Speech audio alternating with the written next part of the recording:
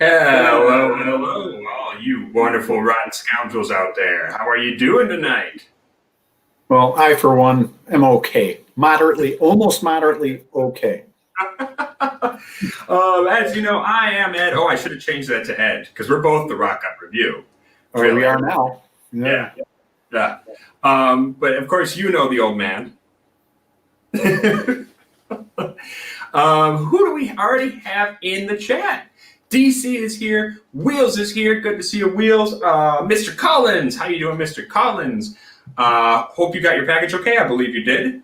John Gunsel, I know you got your package. AJ Lopez is in. How you doing, AJ? Mr. Whiskey Weddle, Full Weddle, how you doing? Oh shit. Oh, we got a peek of Mama O'Mara. Yep. I'm looking for my phone. Oh, here. Hi, everybody. Hey, Mama.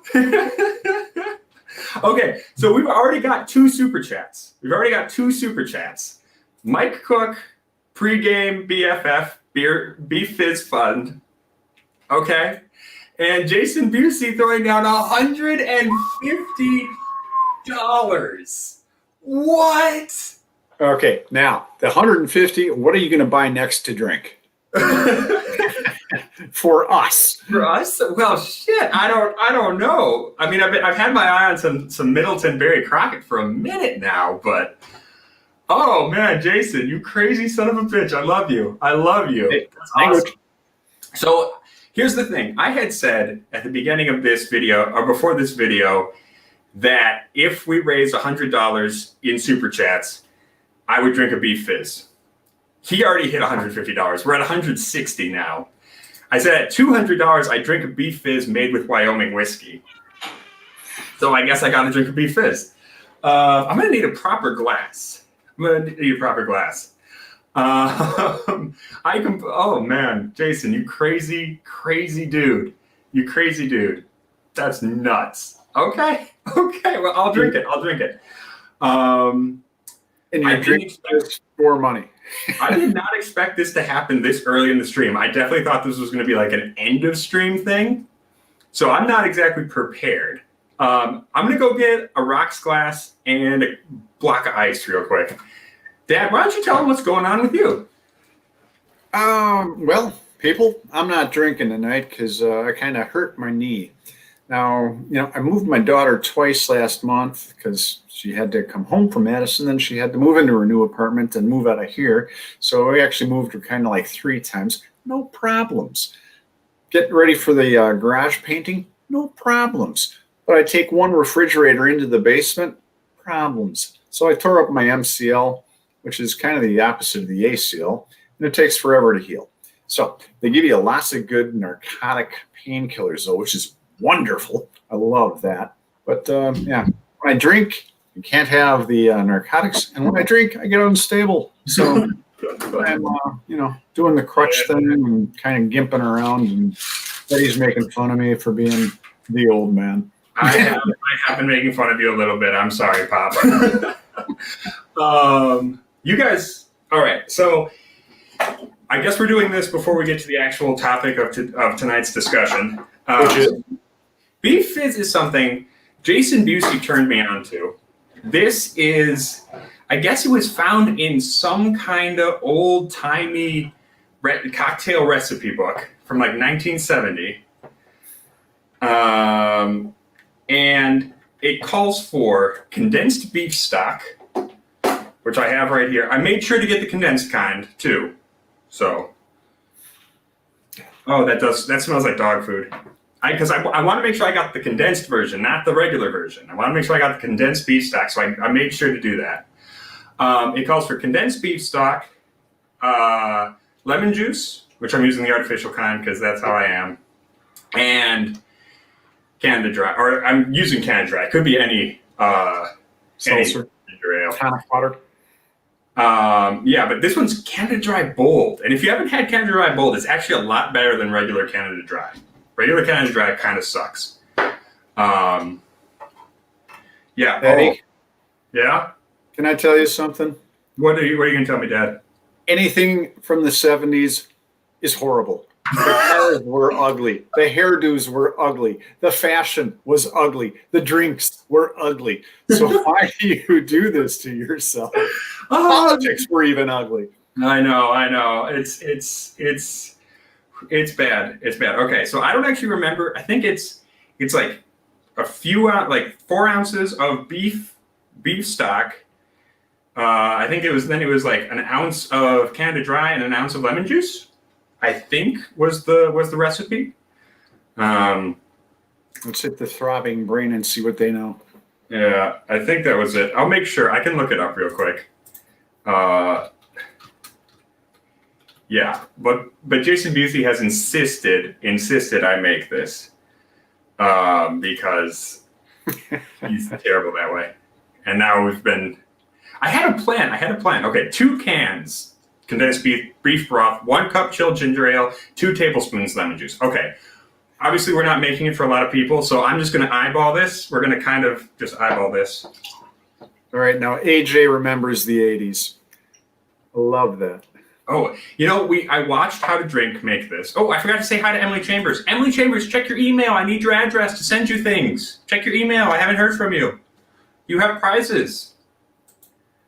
Yes, we're making a canned meat cocktail. That's exactly what we're making.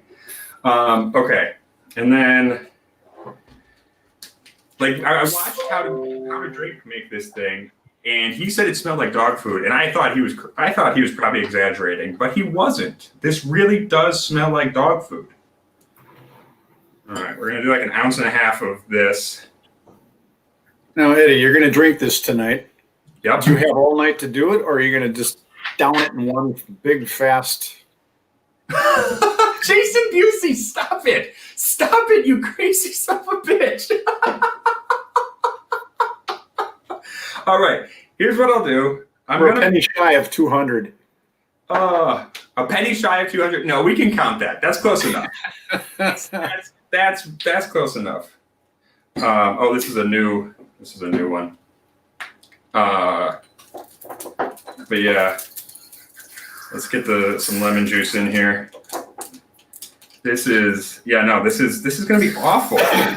Awful. Okay, my plan though is I'm gonna try this without the. How do you open these little fake lemon bottles? Do you have to puncture it? I don't know. I don't know. Whatever. I'm gonna use this. The real lemons open so much easier. Yeah. Hey, Sir Tannen. Yeah. Okay, and then ice cube.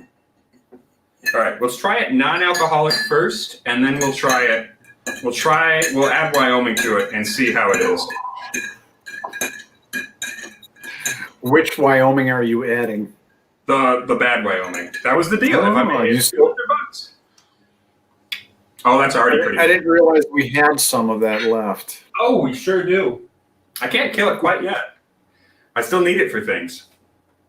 I mean, we killed one of those in Texas, right?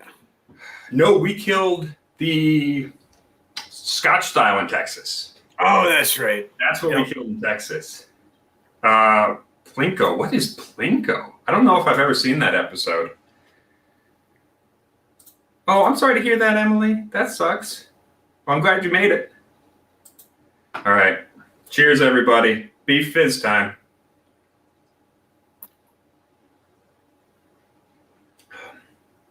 Oh, yeah. I can't believe anyone would drink this willingly. Wow.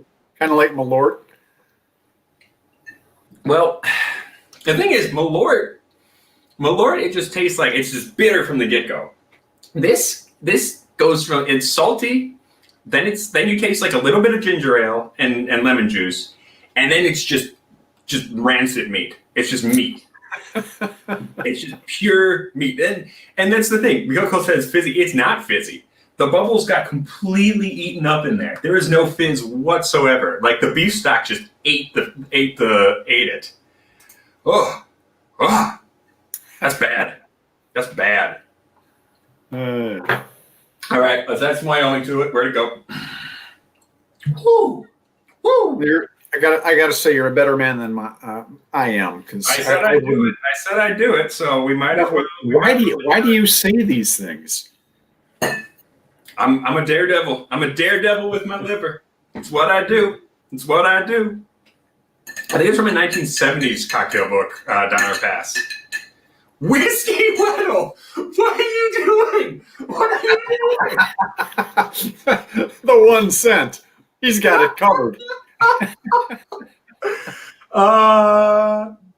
Did the old man get his gift? Yes, I haven't run it over to him yet. He did get his gift. I've informed him, but I haven't had a chance to run it over to him yet. Yeah.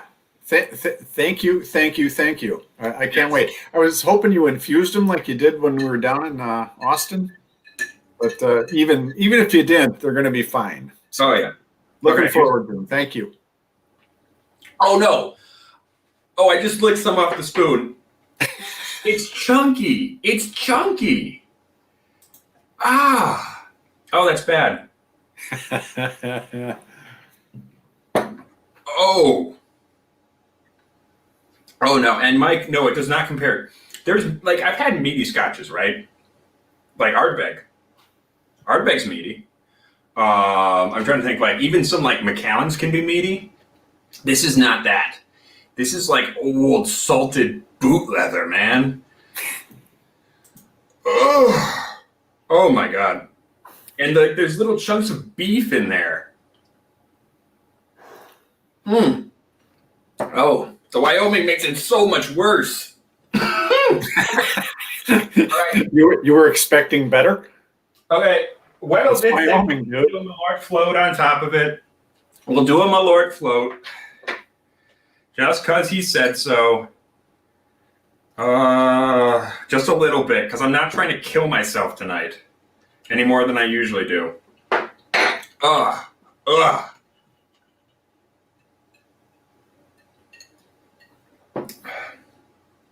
Wow, actually, you can barely taste the Malort. The Malort completely gets lost in there. So, like, the Malort just comes out at the end.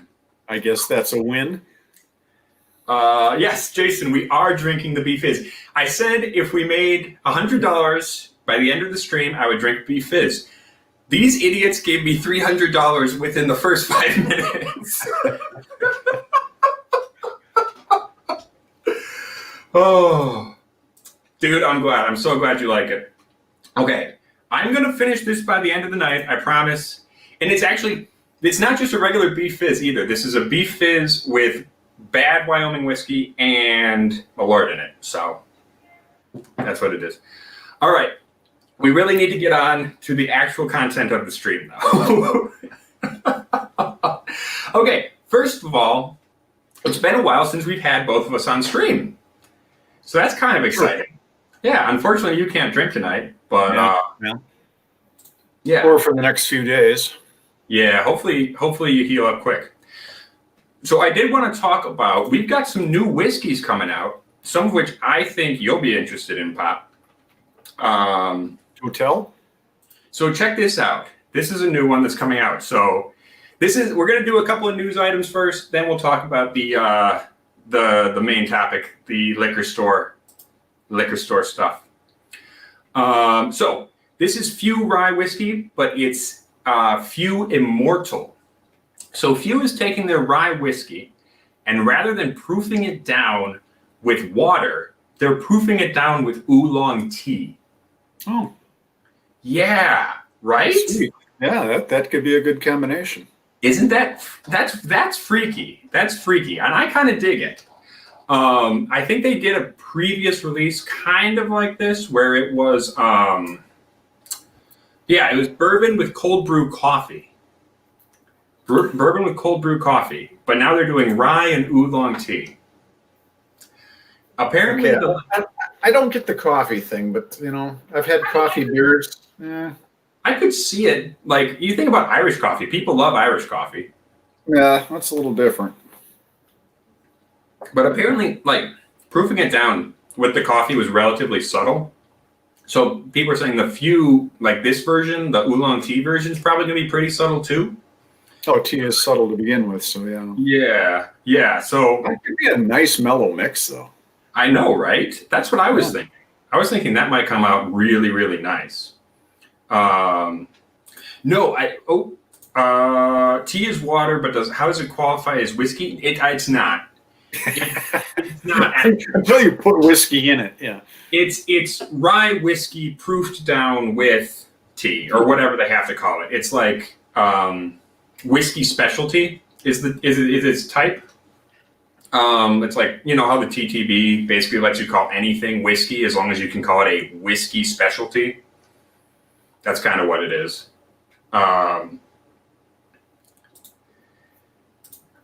They aren't his. Try adding Tabasco Dickel to no, I'm not going to do that. I mean, maybe for another $10, but not otherwise. You're out of your mind. Yes, but okay. So that's one thing. The other thing is new hedonism coming out. Oh, New hedonism, Felicitas. I'm super, super, super excited about this one. This one looks really cool. So it's blended grain Scotch whiskey. If you guys don't know me, I love grain whiskey. I really do. I'm a big fan of grain whiskey. This one, let me look at this. It's 44.1% Port Dundas, matured in refill sherry butts. 33.1% from Strathclyde, distilled in the 80s, matured in first fill bourbon. 22.8 from North British, distilled in the 90s, matured in recharred oak. I am super, super, super pumped about that one. I love, like, base hedonism is one of my favorites. Love it to death. North British, consistently, for being like the most boring sounding thing, North British makes great grain whiskey if it's aged properly. So I'm really excited. Jason, guys, okay. All right. We got the $10. We got $20. Jason and Eli Cook. All right. Let me find the Dickel. Oh, you guys, you're crazy. Okay. I'm glad I'm not over your plate. Yeah. But those are the new releases I'm looking forward to. And then one last thing. We're not going to talk about this too much because I'm sure everyone has an opinion on it. Mr. Jim Murray has named his whiskey of the year, and everybody loses their crap every time this happens. He's named Alberta Premium Cask Strength as his World Whiskey of the Year or Best Whiskey or whatever the fuck he calls it. I don't remember. I don't know about this. I feel like everybody has a very strong opinion on this one. I haven't had Alberta Premium. I've heard it's very good, though. I've heard it's a really good rye. I think every time he does this, where he names something people weren't expecting, everybody immediately screams bribery. Like he was definitely bribed. He was definitely bribed. He's trying to make a political point. Blah, blah, blah. Whatever. Yeah, like so kind of saying like this guy in Canadian whiskey, what the fuck? See, I'm going to reserve judgment. I don't know. I haven't had it yet. It could be really good. For as much as we have bashed Canadian whiskeys, there's got to be a couple of good ones up there. Maybe right. This is one. And from what I've heard from our Canadian friends, a lot of the Cask Strength boys, who they were on just now talking about this exact same thing, they say it's really, really good. They say it's really, really good. I agree. We trust their opinions. I agree with you, Jason. Like, I'm sure I don't know him, so I'm sure he's a nice guy. That hat is so stupid looking. The whole ensemble. I hate that hat so much. He looks like the most stereotypical whiskey douchebag. He's got the tweed coat with the patches on the sleeves. Oh, I know. Jim Murray's a shill, no doubt. I mean, here's my thing that makes me angry about the Whiskey Bible.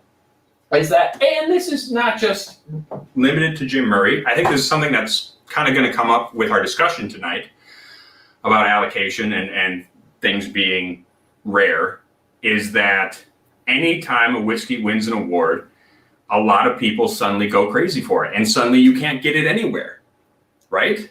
Like everybody just runs in and starts buying it up because this person or that person said it was really, really good.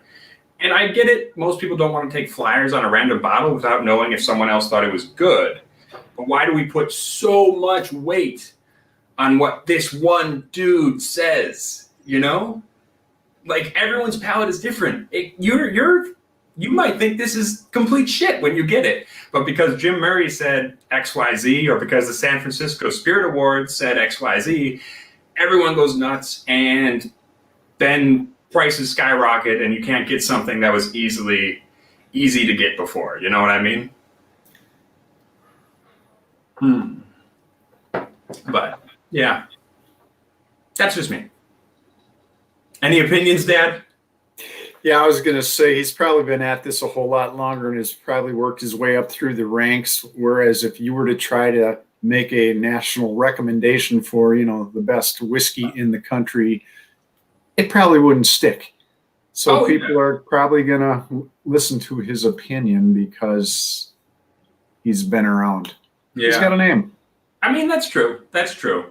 And we've got nothing. I can say my favorite whiskey is XYZ, and you guys won't do jack. Right. Oh, for sure. For sure. I just think people put too much weight on what certain experts, quote-unquote experts, say, rather than going out and trying things for themselves. Yeah, you're completely right. My palate's different than yours a little bit, and which is different than everybody else's. So maybe it's probably a good bottle for him. It might be above average for me. It might be below average for you. Right. Right. And Sir Shannon brings up best whiskey. He goes, they gave me the most free whiskey over the year. I'm gonna add a little more Dickel. I really can't taste the Dickel in this. I was gonna say though, like my thing is, I don't know if he's getting just because he's getting free whiskey from him. I feel like more so he's just trying to flip off the Scotch Whisky Association. Like he's just trying to piss off the biggest trade groups because he's like, I'm gonna say this is my favorite whiskey, not just because I like it, but because also fuck the big producers or fuck who people like right now. You know what I mean? I don't know. That's where I'm at with it. Let's see how this turned out. Oh, yeah, the Dickel's not actually bad. This makes it taste like a Bloody Mary. Like it tastes more like soup now. Oh, I forgot to ask everybody what are you drinking? What's everybody drinking? Water. Mooring water. Aquavita. Okay. But let's get down to the meat of the conversation, Pop. And that is having technical trouble. The do's and do not do's of getting preferential treatment at your liquor store. Oh, nice. Very nice. I say that mostly tongue in cheek. Like I say that mostly tongue in cheek because I don't want people thinking this is you're just going to get absolutely everything you want out of this, and then you should be trying to game liquor stores. Weddle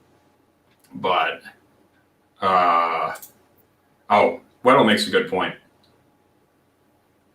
Oh, and I forgot one last bit of housekeeping before we get going. One last thing. Man, we're all over the place tonight. This Friday, our man, Mr. Weddle, sent us a bunch of samples. Or not this Friday, this Saturday, we're going to have a second stream. 2 streams in a week. And I'm going to be joined by the full Weddle himself. So he's going to be coming on. This will be at 7:30 Central Time on the channel on Saturday. I know it's not our usual time. This is the only time when we could make time to do it. We're going to be talking. He distills over at Heaven Hill.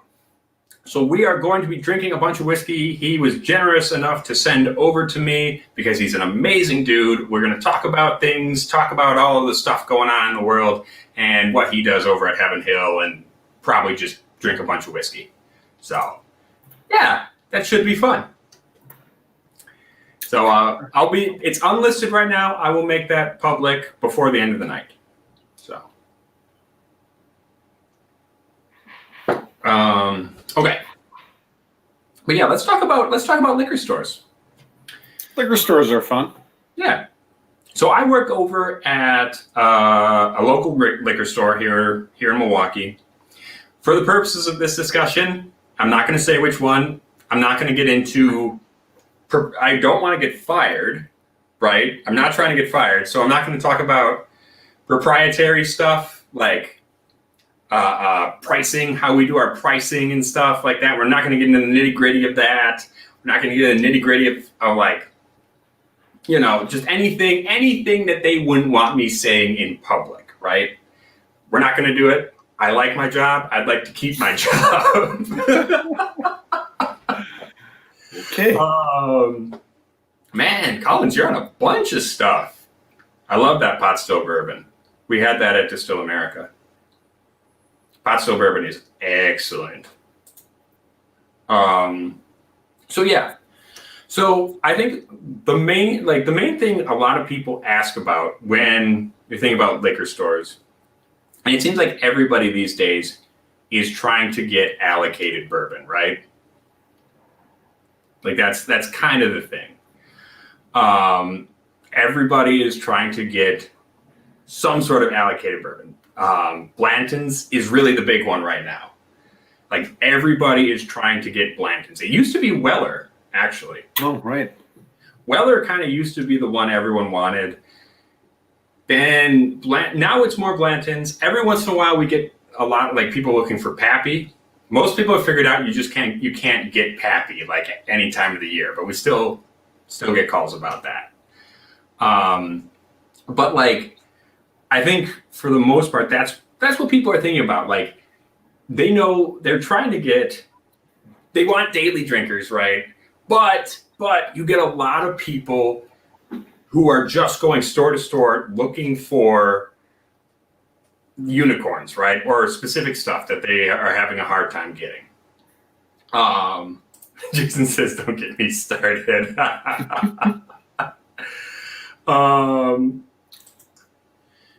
And I think part of the problem is like, I think with my liquor store especially, is that we've gotten to a point. Sorry, Dad. I'm sorry if I'm ranting. You can pop in. Rant all day long. I think we've gotten to a point where, at least at my liquor store, because we're trying to avoid selling to, a big part of it is we're trying not to sell to resellers at this point, because there's so many people who are showing up just trying to buy stuff to put it on the secondary market, right? Private people, not other liquor stores. Right, not other liquor stores. Down Pass, where I am, a bottle of Pappy sitting on a small store shelf is $600 at least. Are we talking about like the old Rip? Because I've seen other like Pappys go for a lot more. I don't actually know where you are though. How many horsey emergency calls? Right. So that's the first thing. We get. I personally probably answer 12 calls a day asking for Plantons. I would say at least 12. Okay, I want to back up a little bit. Why is this so uniquely rare to the Midwest? Well, okay, so it's not actually uniquely rare to the Midwest, though. Okay. That's the fucked up part. I will say Buffalo Trace products are rare, like in the Midwest or in Wisconsin. Southeast Wisconsin, pretty much any Buffalo Trace product is rare. But like Blanton's is getting rare all over, is the thing. You know, and I think part of it is, okay, so two things. First of all, Buffalo Trace has exploded as a distillery. We all know this. I mean, partially built on the back of buying up brands, very popular, very well-known, famous brands like Pappy, George T. Stagg, Weller, blah, blah, blah. They've accumulated these brands that everyone's looking to buy. And because whiskey takes a long time to age, their supply of it is much, much, much smaller than it would need to be to actually meet demand, right? So there's problem one, right? There's problem one. is that Buffalo Trace in particular, out of a lot of things, there's a lot of other allocated things, but Buffalo Trace is like, in particular, the main one we find people chasing here in Wisconsin, just because supply is very short, but also the way distribution works really messes things up. So, and Sazerac, for sure, Sazerac. So part of that is the 3-tier system. So basically, in every single state except Washington, if you are a producer or an importer, like a brewery, or in this case, distillery, right, you cannot distribute your product yourself. And if you distribute a product, you can't make or sell it directly to the customer. And if you sell it directly to the customer, you cannot produce or distribute, right? It all goes downhill. So it goes from the producer or the importer to the distributor, to the retailer. That's it. This is a holdover from Prohibition. Hey, Raider Nation, what's going on?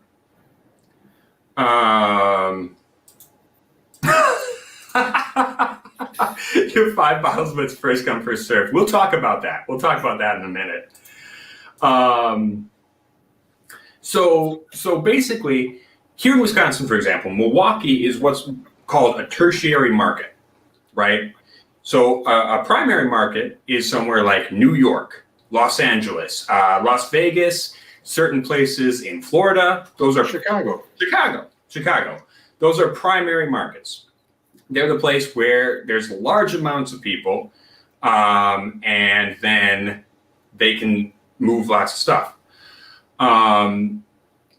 Then you also have secondary markets where I don't actually know any examples of those, but then they get some of it. Tertiary markets, like Wisconsin, get even less because they're not selling so much to us. And the distributor is really the one who gets to decide that. Buffalo Trace doesn't have any say in if we're a primary market, a tertiary market, a fucking quadruple market. They don't get to say anything of that, because all they do is make the product, give it to a distributor who works in our territory. So we've got a bunch of them. Breakthrough, Wisconsin, Johnson Brothers. There's a bunch of different distributors here in Wisconsin. DC, we're going to get to that. We're going to talk about that. We're going to talk about that. So distribution is part of, they get to choose where they're sending the product. They're taking a very limited supply of a product and they're sending it to very specific markets. Now, obviously, some small towns are going to end up with more of stuff because there's less on-site places to sell it. So a liquor store is an off-site seller, right? When we sell you our stuff, you can't drink it there. You have to take it somewhere else, right? You buy a bottle, you take it home. A restaurant or a bar is an on-site seller. They sell it to you right there. You drink it there. So here in Milwaukee, if you want to buy Buffalo Trace, you're going to have a harder time finding it because a lot of it went to the on-site sellers, restaurants and bars, than you would in somewhere like Neenah, Wisconsin, which is a tiny little town, way fewer restaurants and bars. And so then, though, more of the liquor stores get to pick up bottles. So if you're here in Milwaukee, your best chance of buying Buffalo Trace products is driving over to Madison or driving down to Chicago or one of the little towns in between, because they might be selling the whiskey you're looking for in a fucking gas station. It makes absolutely no sense to me. Yeah, right? So the on-site guys, so if you want a bottle, right, you've got to find a place where there's not a lot of on-site sellers grabbing up all those bottles before they can hit liquor stores, right? So that's a problem for people in Southeast Wisconsin. Not a problem for people in the North Woods. North Woods people are fine. Problem for North Woods people is that distributors just aren't sending things there in the first place. So your distributor, the problem, and that's the thing that bothers me about distribution. I don't want to badmouth distributors because they're hardworking people and they're good people. They're just trying to make money. They're like all of us, right? They're just trying to make a living. And, I love Glenn Farkless. Good choice, Raider. Good choice, my man. But I'm not trying to badmouth distributors. My problem with distribution in this country is that it's been codified as a result of prohibition. Like, the reason there's a 3-tier system is not because it was necessary. It wasn't, it's not like the market was needed a 3-tier system to sell liquor. It was because after prohibition, the American government said, okay, states get to decide whether or not prohibition continues. And in what form does liquor get taxed and regulated? So the states were the ones who basically kept made the 3-tier system because, one, it makes sure they get their tax money. They get to tax everybody on the way down. And two, it allows them to control the flow of liquor, because this is a very prohibition mindset. Liquor is seen as a vice. And that's why you have higher taxes on liquor, because it's seen as a vice that you can tax higher without pissing off the proper people. That, of course, comes from a very bigoted Protestant, waspy Protestant idea that was really behind prohibition, when there was a lot of anti-German Catholic, anti-Irish, anti-Black sentiment, and the feeling was that if they allowed the just complete access to beer and spirits, those 3 groups would go crazy and lose their minds and revolt and overthrow the U.S. government. Because, which is why the Ku Klux Klan was such a big proponent of prohibition, because the KKK was very anti-Irish Catholic, they were very anti-German Catholic, anti-Black, blah, blah, blah. They were very bigoted and saw this as a way to control those groups. In the aftermath of prohibition, that same mindset led to the creation of the 3-tiered system and this idea that we need to control spirits as a vice rather than as a craft and as an art. Right? So that's not to say distributors are all part of the KKK. I'm not saying that. But I am saying that it's an antiquated system that is based on older prejudices of an older system that doesn't really apply to today, right? Not to say that in Washington State, they don't have a 3-tiered system. So a producer can sell directly to a liquor store, and a liquor store can warehouse their liquor in their area, right? We'll talk about this too. This is so fucky. This is so fucky. So you can do that. And guess what?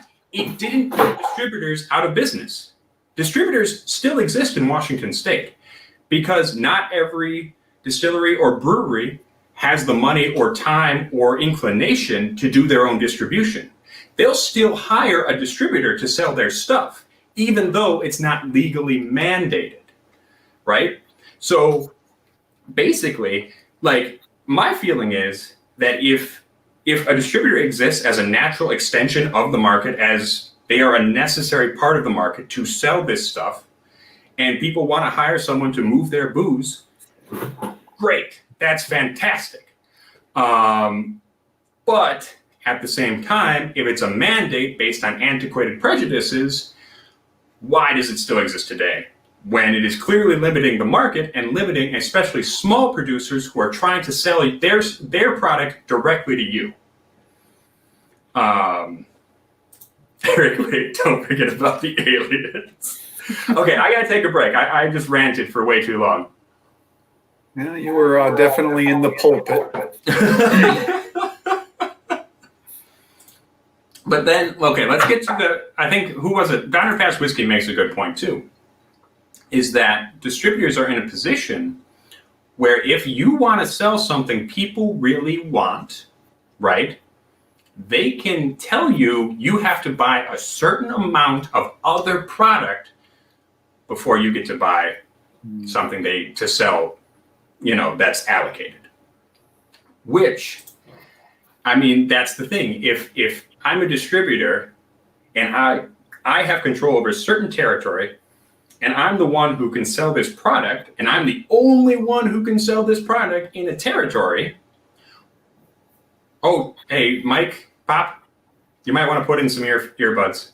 We're getting an echo. Oh. But yeah, so why wouldn't I insist that you sell whatever I need you to sell, right?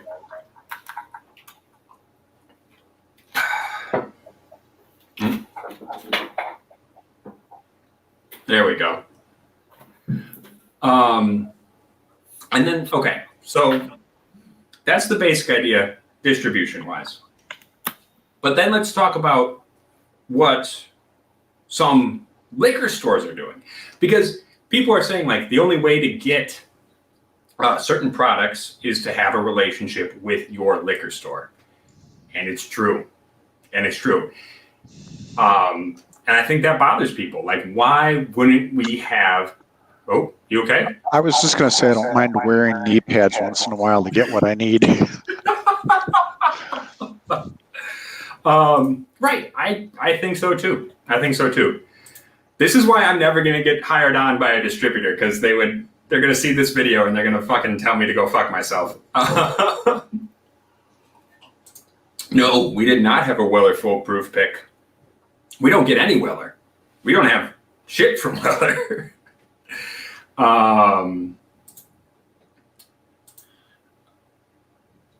So here's the thing. So how do you both capitalize on that and maintain a semblance of fairness? And that's really what brings me to today, is talk how to like work with your liquor store. Because I think there are definitely liquor stores that are just out to make a buck, right? And they're going to raise the price on allocated stuff. I mean, that's supply and demand. That's capitalism. I mean, I wouldn't call myself a capitalist, but it's something we have to live with. You know what I mean? We got to live with. I mean, I'm all for government intervention, but government intervention in this case is helping out certain businesses at the expense of the consumer. So I guess the thing is, like, I just want it for myself. Well, here's the thing. So, like, if at my liquor store, a big part of what we're trying to do is we're trying to make sure as many people have access to the whiskey as possible. So part of that means that we are going to keep some to do classes on. So part of our allocation is going to go toward events, right? So instead of selling one bottle to one dude, right, we're going to take some of that allocation. We're going to do events where everybody, like, you pay $20, you come to the event, and you get 6 pours of allocated whiskey, something like that.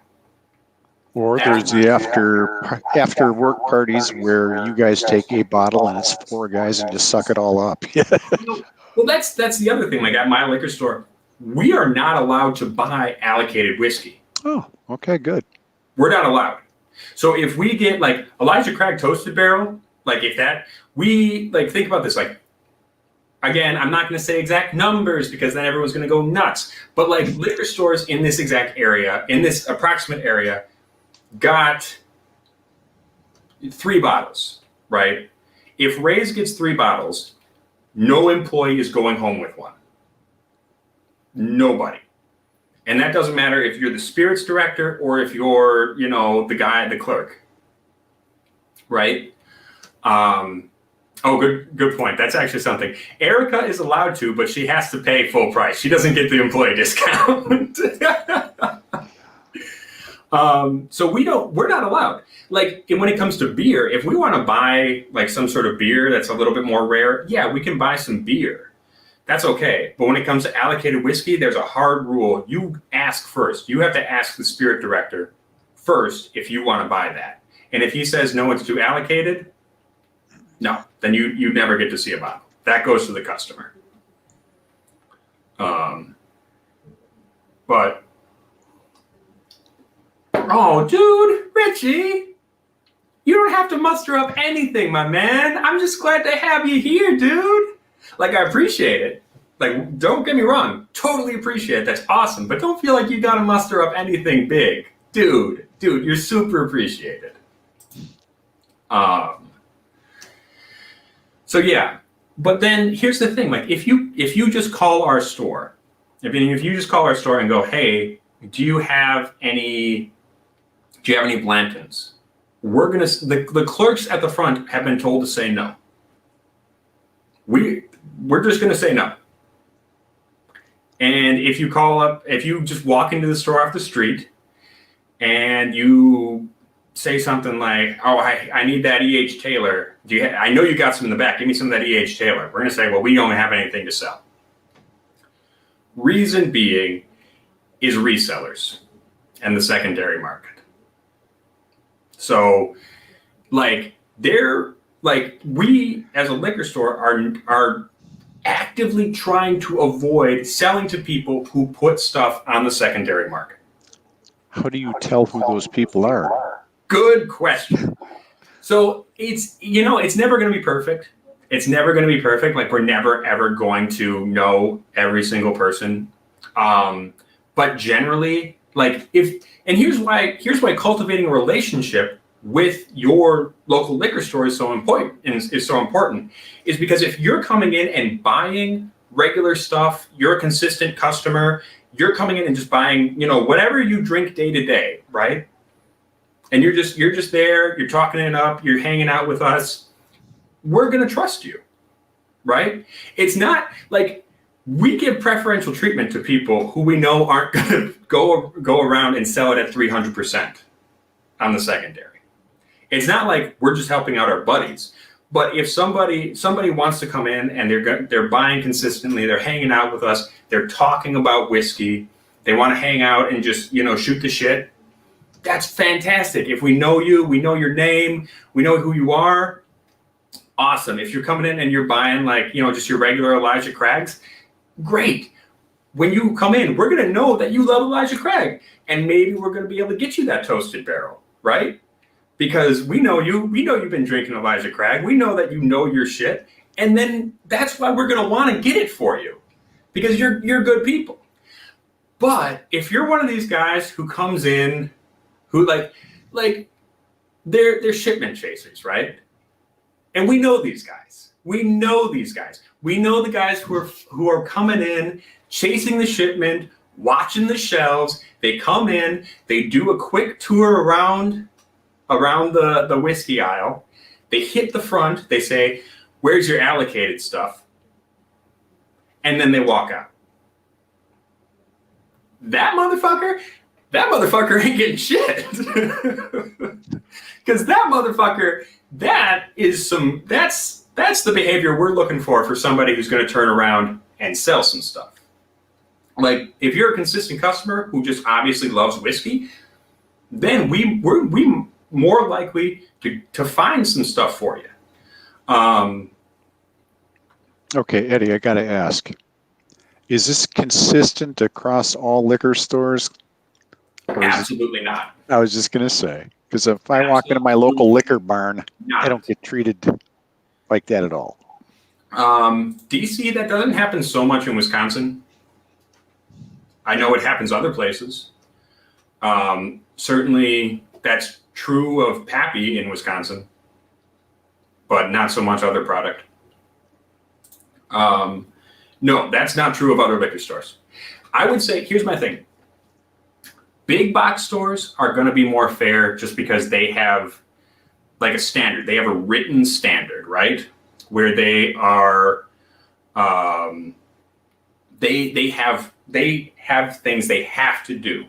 Like their higher ups at corporate, they wrote down, here are the rules for how you're going to sell this shit, and you're going to sell it that way. So that, at least that's fair. They're going to do lotteries. They're going to do stuff like that. A mid-sized store like ours, right, we're going to do lotteries for the high-end stuff. We're going to keep some of the stuff ready, and we're going to put it out one at a time on the shelves. So if we have an allocated product, we're going to put it out one at a time on the shelf. So we're not just going to put up a sign that says one per person, because that doesn't work. Then you got motherfuckers just running around. You've got somebody else. You got one guy come in, then his wife comes in, then his baby comes in, and they're all buying the same bottle, and they all take them out to the car. Oh, Donner, I'm sorry, my dude. I'm sorry, my dude.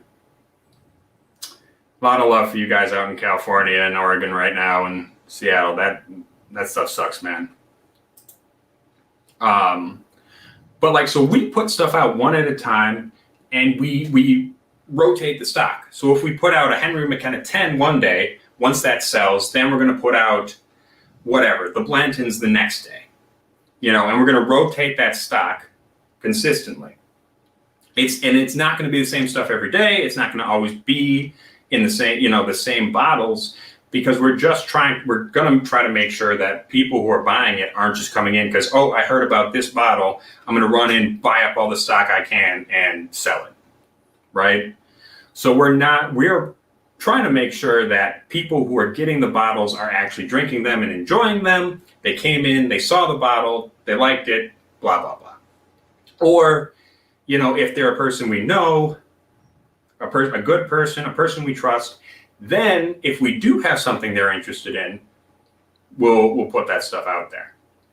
I think for smaller stores, like for our store, the thing is get to know the spirits director, because the owner doesn't know. The owner is a good guy. The owner is a great guy, but he doesn't have anything to do with the day-to-day running of the shop and selling of the allocated stuff, right? Because this is a mid-sized store.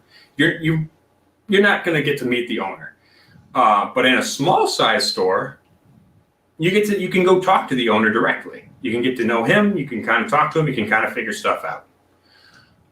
And the small-sized store, some of them are going to overprice you and go nuts. Some of them are going to be decent about it, but it's going to be all over the place. Geez, that sucks, dude. Oh no, I'm not saying my boss isn't a bad guy. I love my boss, but he's up working the big stuff.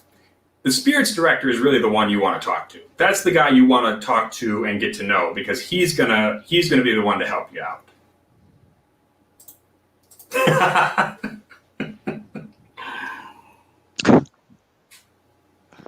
Yep, that's how we do it. There have been times, and I don't know if this was done intentionally, but there have been a couple times where I don't know if this was an accident or not. Somebody hid like some Buffalo Trace product behind a bunch of other bottles on the shelf.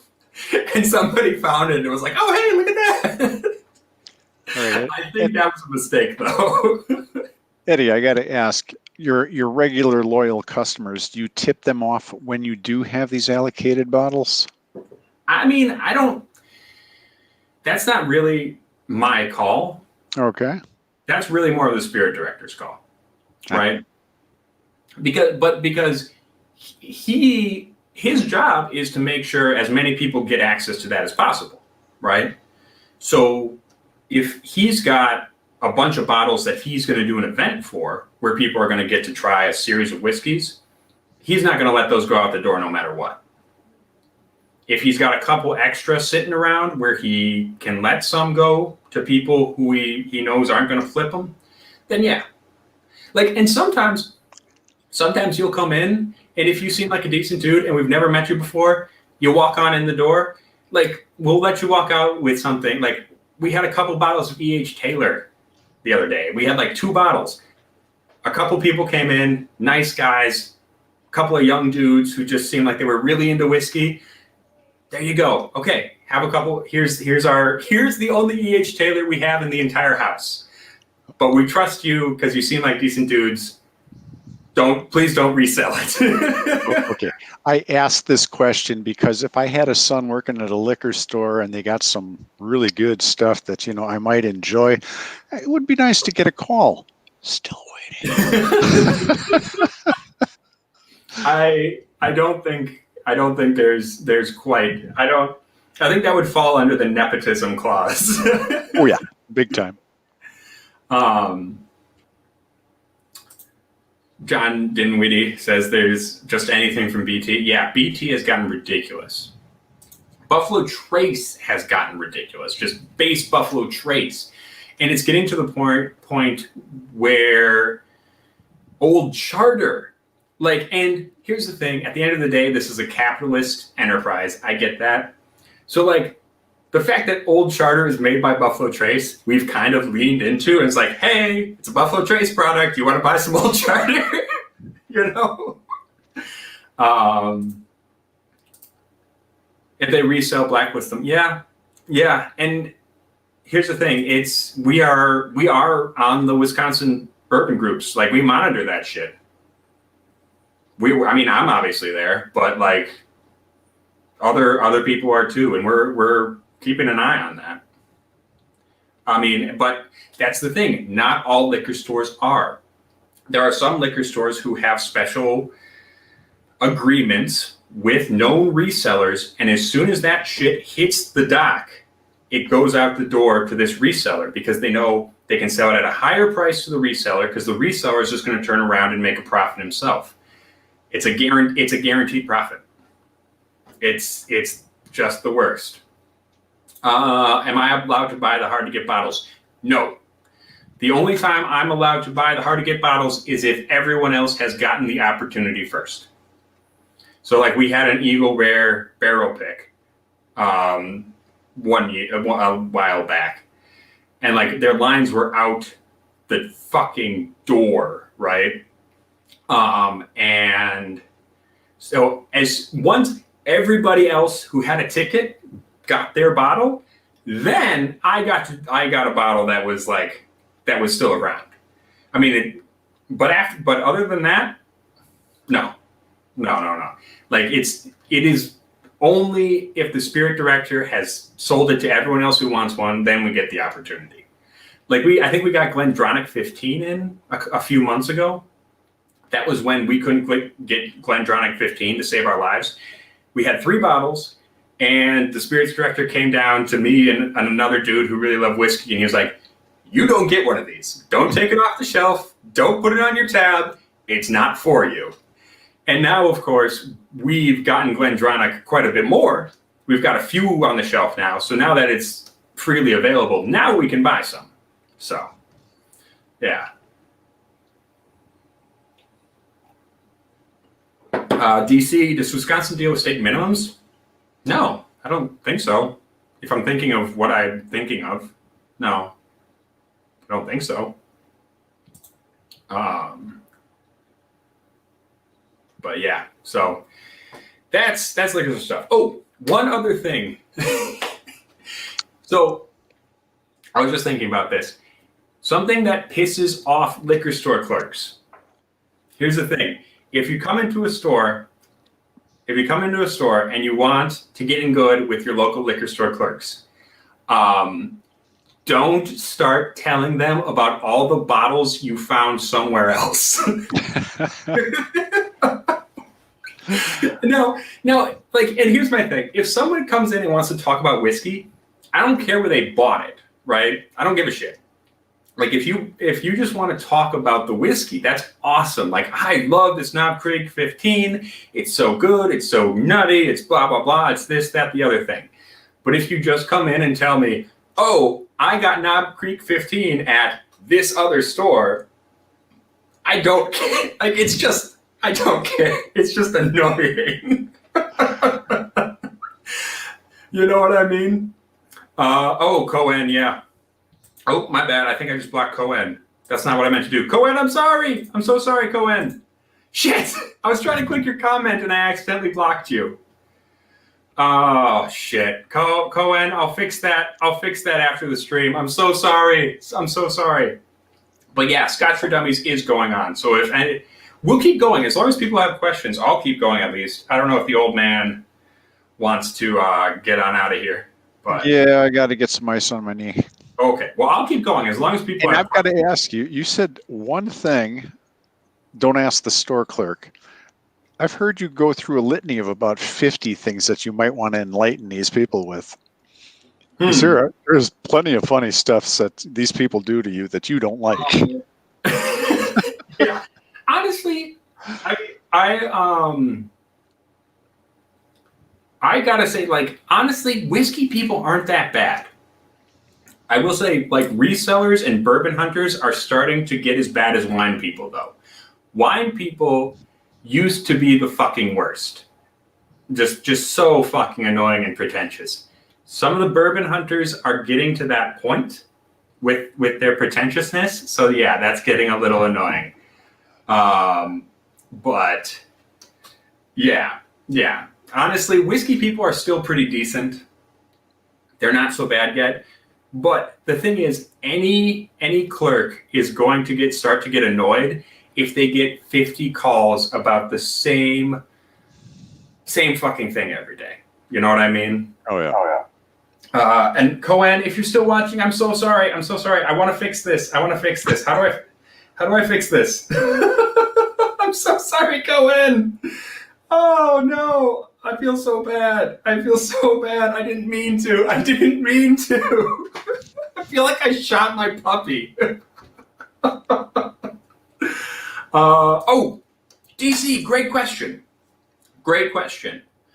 I would say the main thing to do is do not come up to your liquor store clerk and not say hi and just go, "Where's your allocated stuff?"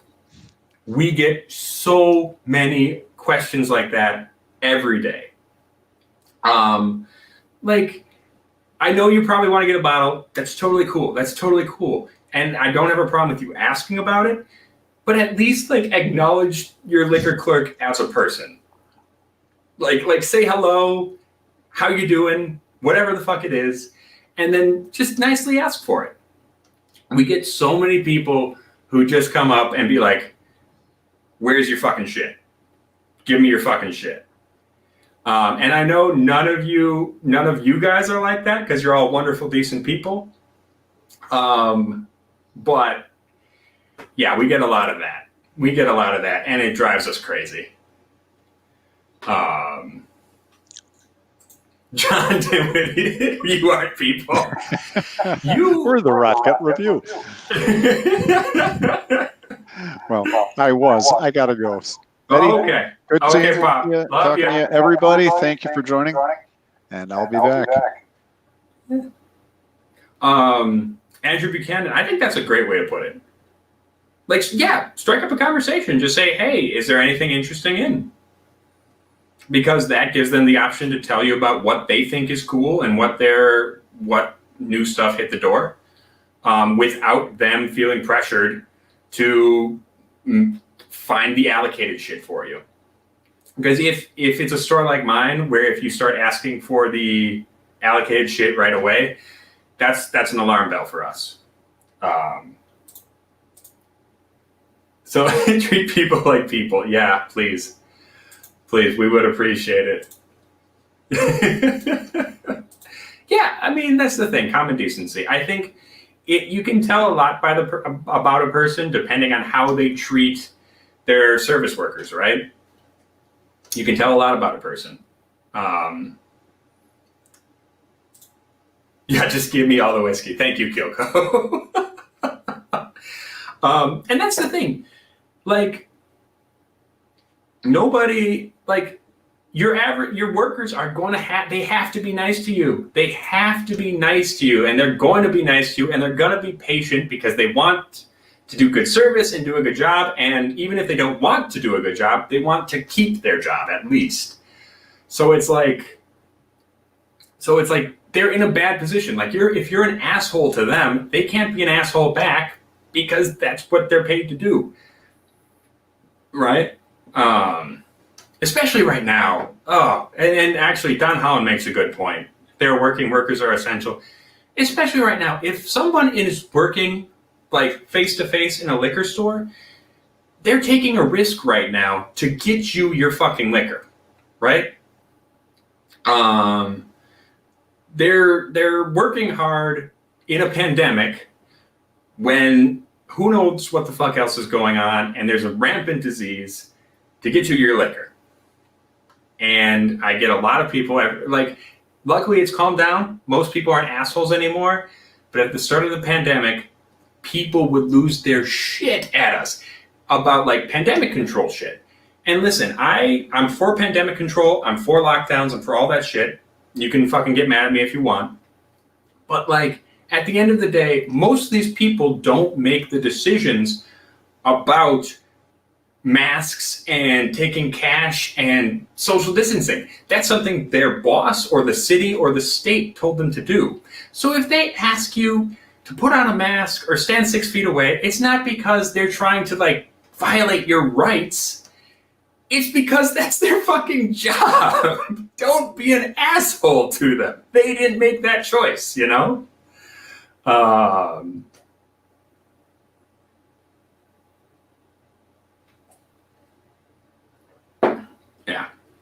Yeah, that's not something they got to decide.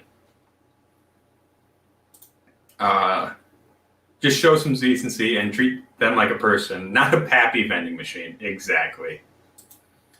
I've even had some store crews asking me about which bottles I've had that are good. And here's the thing, you guys who are in the chat are probably pretty knowledgeable. I mean, you're all very knowledgeable about whiskey because you're on WhiskeyTube, right? You guys are the lifers. You get it. I also finished my beef fizz, by the way, for anyone who was wondering. But like, so you guys probably know a lot about this shit. Like you guys know this stuff. So, like, I just think like especially big box stores, you're gonna have guys who are gonna come up to you and they're not gonna know what they're talking about. That's definitely true. Don't be a dick to them. Just correct them and buy your bottle, you know. But they're like Total Wine. You're gonna have a lot of Total Wine guys coming up to you and saying a bunch of bullshit that isn't true. That's just big box store, liquor store employees generally. I wouldn't say all of them. There are definitely some who know what they're doing. But you got to remember, the way a liquor store works is that whiskey. I don't care what reason you have for not wanting to wear one, dude. I agree. Like if you're an anti-masker, you can get off the channel. If that pisses you off. That I want you to wear a mask, you can get off the channel. That's not my problem. I fucking had COVID. I was in the hospital. It fucking sucked. If that's a problem for you, you can unsubscribe. So, that's not my fucking problem. But yeah, that's the thing. You got to remember, your average liquor store clerk who is working the front register, they may not know anything about whiskey or wine or whatever. The way it works at my store is that we've got a beer director. The beer director knows a lot about beer. Underneath the beer director are our beer guys who all can recommend. Ben Demon Hunter, my man, good to see you. Glad you've been listening in. That's awesome. But the beer guys know beer, and they may know a little bit about some other stuff in the store. Then you've got a wine and spirits director. He's going to know just about everything about wine and spirits, nothing about beer.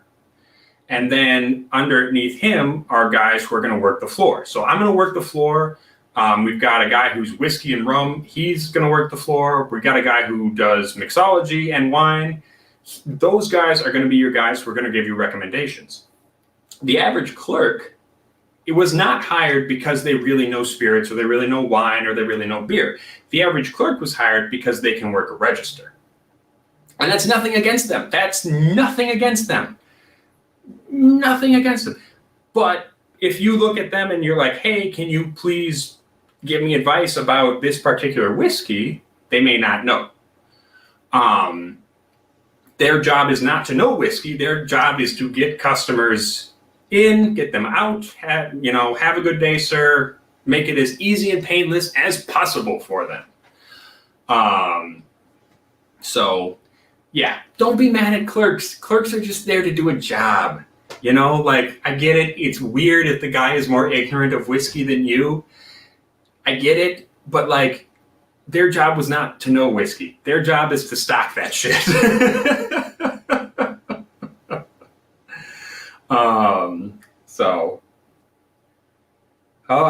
I'm going to finish the night with some hedonism. We're gonna finish with the night with some hedonism. I gotta get the this beef fizz out of my mouth. I really need to unban Cohen. I'm so sorry, Cohen. I keep thinking about that. Does anyone know if they're still in the chat? I feel so bad. Oh, I wonder if I can unban Cohen from here really quick. Let me see.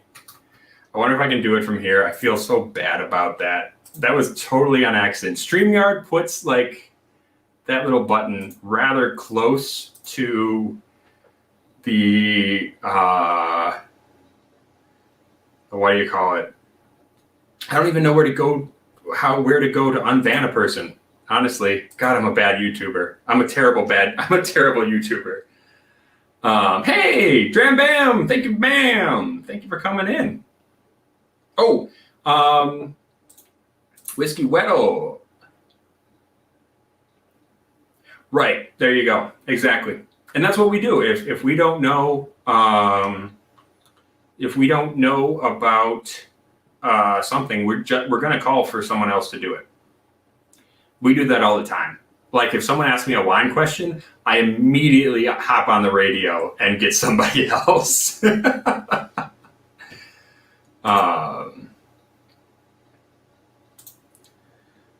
The stores that want to take me on their journeys on the store I want to buy my bourbon from. That dude, Uncle Buck, that is such a good sentiment. That's awesome. I love the way you put that.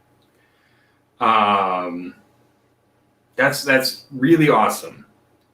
I agree, and I think that's really where I'm at with the whole like. Oh, and yeah, the smart choice is to find someone who does know, for sure. But like if you're hiring somebody for the holidays, you just need a body, man.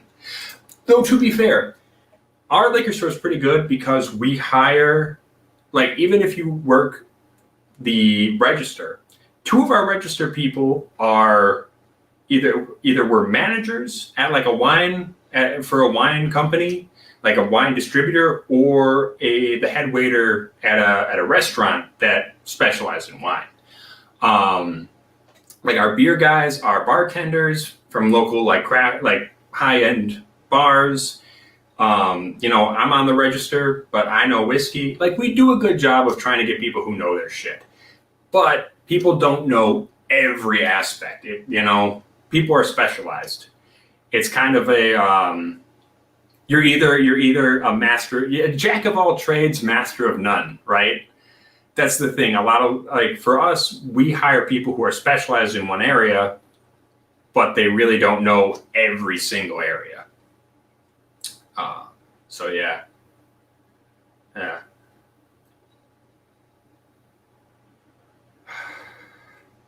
Guys, I've got bad news though. I think this beef fizz really effed up the hedonism for me. I'm sorry to say. I don't know why, but I just can't get this beef fizz taste out of my mouth. I'm trying to nose this delicate, wonderful grain whiskey, and all I'm getting is alcohol and beef.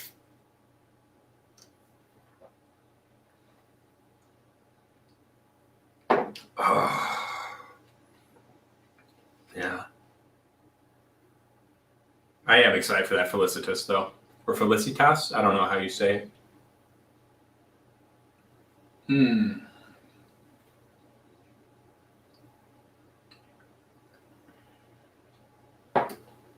Good point, Emily. Yeah. And that's something too. That's something too. Like, don't put up with bad customer service.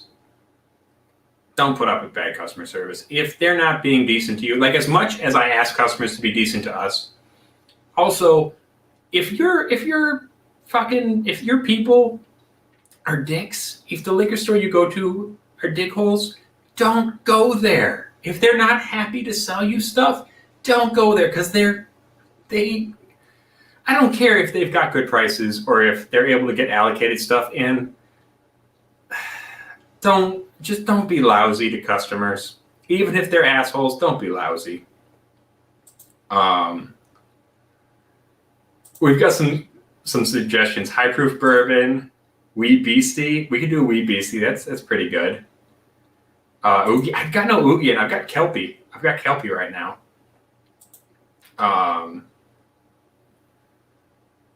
Yeah.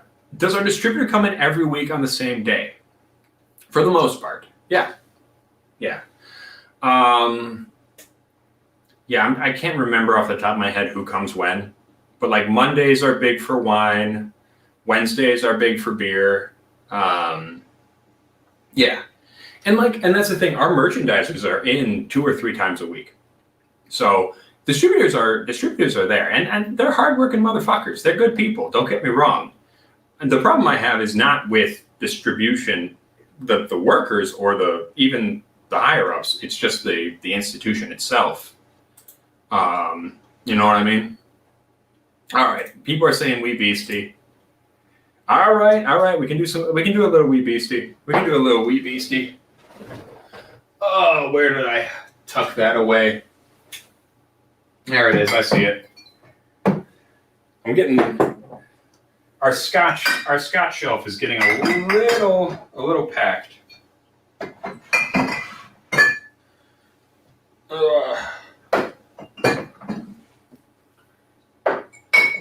All right, let's break out some Wee Beastie here. I was watching Roy today. He was talking about the Wee Beastie, and I was thinking I'm totally gonna rip Roy off. I really love the little LED backlights he's got. Like I want to put like a little LED backlighting thing behind these bottles here. I think I'm gonna do it because his setup looks sick. And like I don't mind our set dressing right now. This is not bad set dressing, but it's a little drab. It's a little boring. It could be a little bit more lively, you know. Like we got all these cute bottles and kitschy stuff, but we need a little brightness. We need a little brightness. DC, people are always surprised by how tall I am. I'm about 6'5", about 6'5". Oh, I've got the beef burps, you guys. Got the beef burps. Okay, I'm good. Let's get into some Wee Beastie.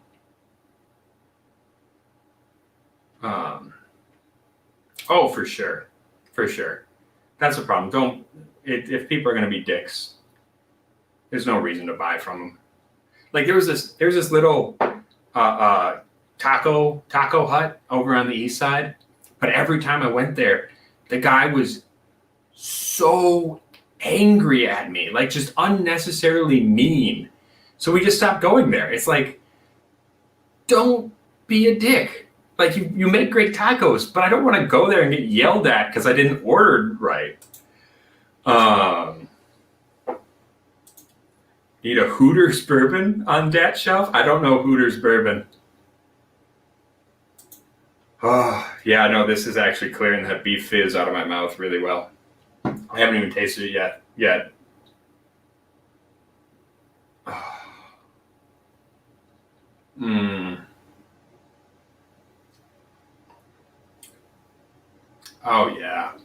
Oh, yeah. Oh, I love Wee Beastie. Like, it's not as smoky peat forward as I thought it was going to be, but I don't hate that. It's great whiskey. I thought it was going to be much more punchy, murderously smoky, and it's not that. But it's still really good. Giant. People keep calling me a giant Viking on here, man.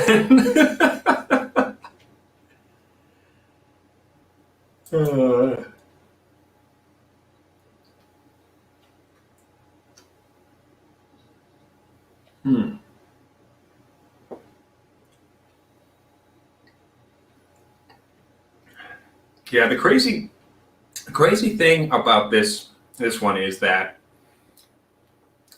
it's meaty. It's got that like smoked bacon fat smell and taste that you'd expect with an Ardbeg. But it really does, like the finish is surprisingly sweet. And it's almost like a really fruity sweetness. it's not like a fresh fruit, but almost like a. It's not a fresh fruit. It's not a dried fruit, like you would find with a sherry finish thing exactly. But it's like if you burned a bunch of blueberries or something. It's pretty goddamn good. A Viking rot gut shield. Oh, that would be cool. I've always said that if I ever started my own whiskey brand, I would call it Gallo Glass, which is Irish for foreign warrior. So that the Gallagly were a group of warriors. They were Norse Gaelic warriors from the islands between Ireland and Scotland, who were fought as mercenaries for Irish kings. So and they were called the Gallagly or the Gallaglass. And so I always said if I was going to start a whiskey brand, that would be the name. Because obviously, I mean, I'm Irish American. I'm a foreign Gael. You know what I mean? I think that would be a pretty sick. And then you could do like I would love to do. My thing would be like I would love to do independent bottlings of Irish, like cool Irish whiskey that's coming out. I would love to do that because there's so many new distilleries, and bottle them under that brand name. Man, that would be sick. That would be sick as hell. I don't think I've ever told anyone that. Patent pending. Don't you steal that idea. Patent pending.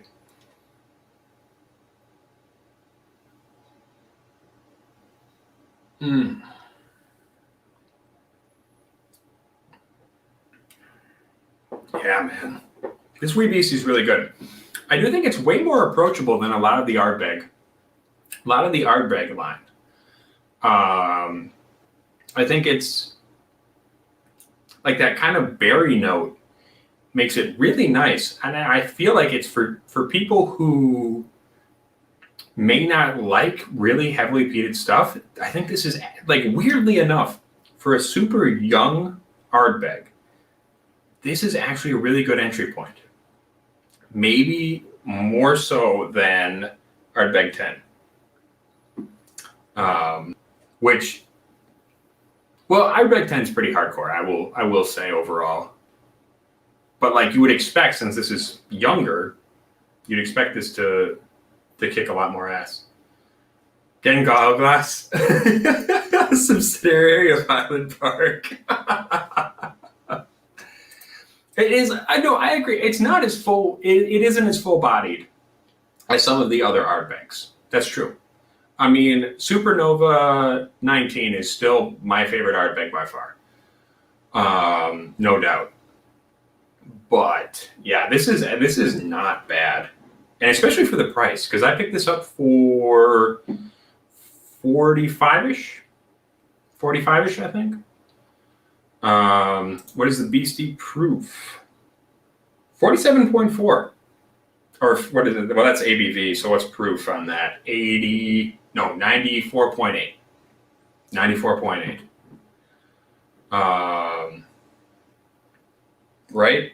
Yeah, 94.8. See, I've had Dark Cove. I had Dark Cove at Brad LeClaire's little party down in Austin, and like I had a bunch of other whiskey beforehand, and so like Dark Cove, I was like, that's really good, but it still just tastes like Ardbeg because I don't think I got the nuances of it because I've been drinking a bunch of other stuff beforehand. More's the shame, I guess. Texas prices. You know what else? Texas availability. You guys get some really cool shit. For example, Low Knock was something I found out in Texas that I have never seen anywhere else, and unfortunately closed down this year. So this is the only bottle I'm ever going to get of it, and it sucks. It really, really sucks. Yeah. I don't know. I was drunk at the time. All right, let's go back. Let's see if I can go back to this this hedonism real quick.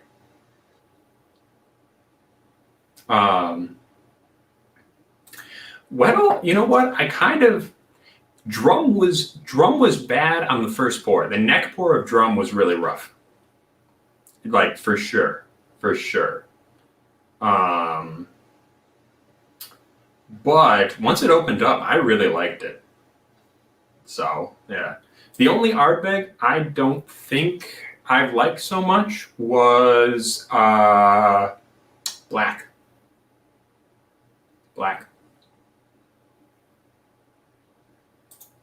Oh, nice. Yeah, I picked it up at a great price. Yeah, it was awesome. It was fantastic. They must have been on closeout or something. Because yeah, I got that for like $40. It was amazing.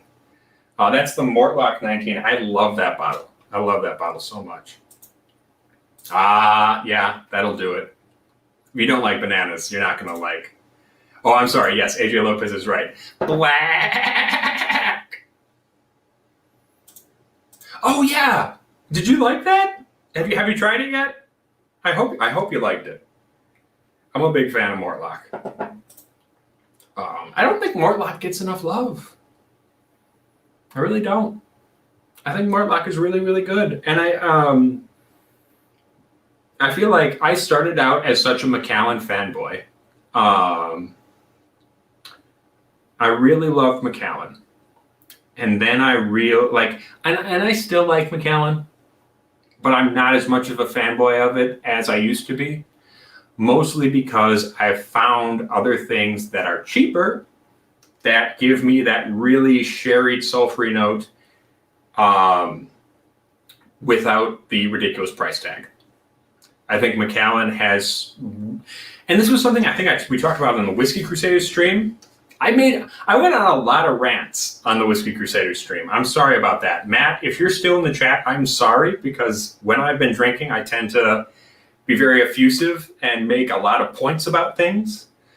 But yeah, I just feel like Macallan has gotten so obsessed with making stuff for the auction house and their advertising that it's taken away from the brand as a whole. So, yeah. That's what it is. Oh, I did have my shirt on. Well, that's because Sarah told me I wasn't allowed to. I wasn't allowed to take my shirt off. I listened to Sarah. Sarah is in charge there.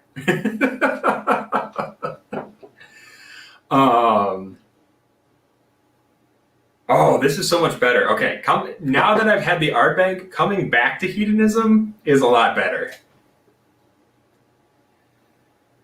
Oh, that is a lot better. Oh, Floyd, you just got tonight. Oh, take your time, dude. Take your time. Take your time. And I didn't mean to rush you. I didn't mean to rush you. This is what I love. This is what I love about a good grain whiskey. And this is another rant I went on Whiskey Crusaders, is my feeling that Teeling single grain, a 5-year-old single grain, can kick the crap out of a lot of like 20-year-old single grains. And I still believe that. I am of the opinion that the wine finish on this is so good, it beats out a lot of older grain. You can disagree with me. That's fine. We can disagree. We don't all have to agree on it. But Teeling is my jam. So is hedonism, though. I love hedonism. And this is what I love about good grain whiskey, is that light, the fact that it's a lighter distillate, it takes on so much more of the wood influence if it's aged correctly. Either you got to do it in newer casks, or you've got to give it time. You got to give it a lot of time. So yeah, I just think it gives, like, I understand people like the malty expression. They want the spirit to express itself. A grain whiskey gives you such an awesome chance for the wood to express itself, maybe even more so than a malt whiskey. Just because it's more of a blank canvas for you to put the wood on too. And I just think that's fantastic. Dram Bam, I haven't gotten to try much Port Dundas, unfortunately. I would really, really like to. That's part of the reason I'm excited for Felicitas, because it's got some Port Dundas in it. I mean, I'm also a North British fan, which I'm sure my ma would get very angry about, is me being a fan of something of a distillery with British in the name, but I do. North British makes some good shit. For being a giant factory distillery, like if you get a good like independent bottling of North British, it's really good. It's really good.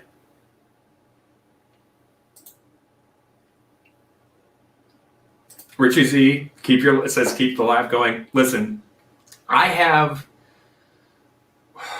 got 2 videos coming out tomorrow. I've got one done, and I've got to film and edit the second. Okay? I can't go too late tonight. I just can't do it. I can't do it. I've got to have time to shoot and get that shit done. So yeah. I will try to keep it going a little while longer. How about 9:45? Is 9:45 okay? Because then I gotta go edit.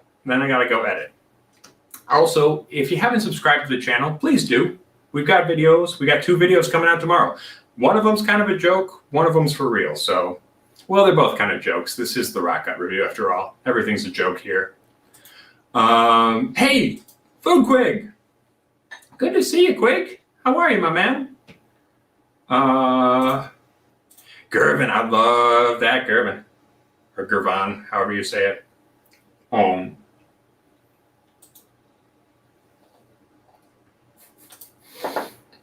Is that an Archer reference? I feel like that's an Archer reference.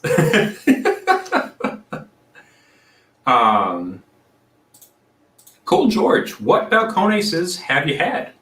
I'd be curious to find out. I would love to know what you've been getting into. Because there are some, here's my thing. I've liked pretty much every Balcones I've had. Some of them have been way better than others, to be fair. And it's not necessarily the ones you think. Oh yeah, Young North British is shit. I think I can say that right off the bat. Young North British tastes like acetone. It's fucking disgusting. But yeah, that's what it is. You know, you gotta age your grain whiskey well. You have to do it well. If you're not gonna do it, you gotta either take the time in refill casks to let it mellow out, or you've got to use some sort of new oak or finishing to make it taste better. If you use the right oak, you can do it, but otherwise, yeah. If you crap out a shitty product, it's gonna taste like shit.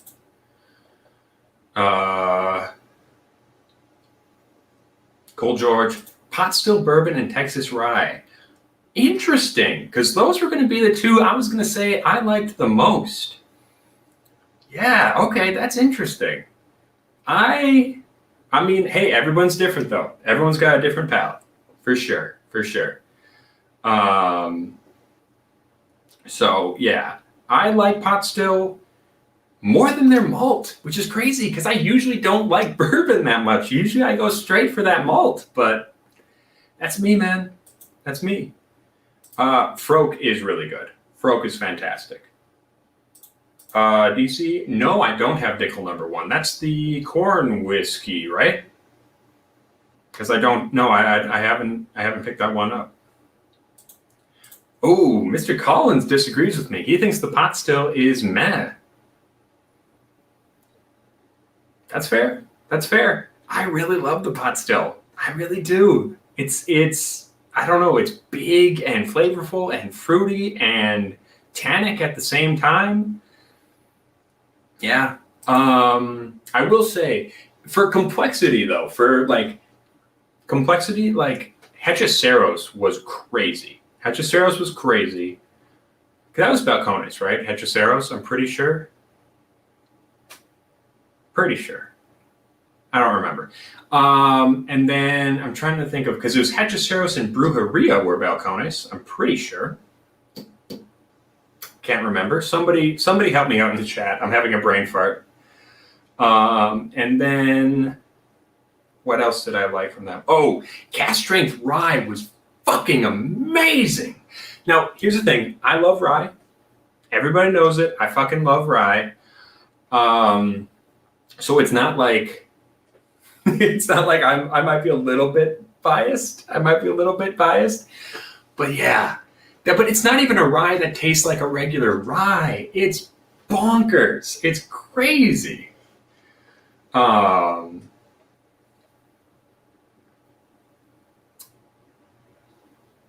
hey, Eric McDaniel. Hey, Eric, how you doing? Good to see you. Oh, yes, that's it. Okay, thank you, Dram Bam. Appreciate it. I have had that. Yeah. I do like that one. I do. I don't think it was in my top balcones, but it was good.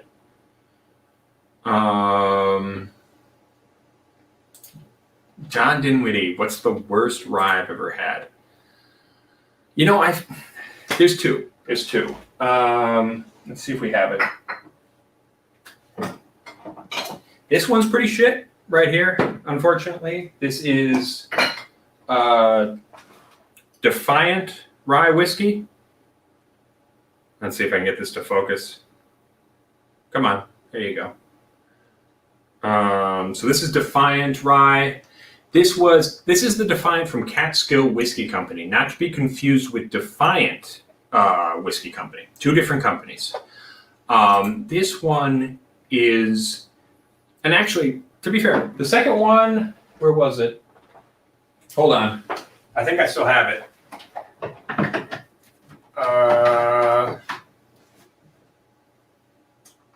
This motherfucker right here.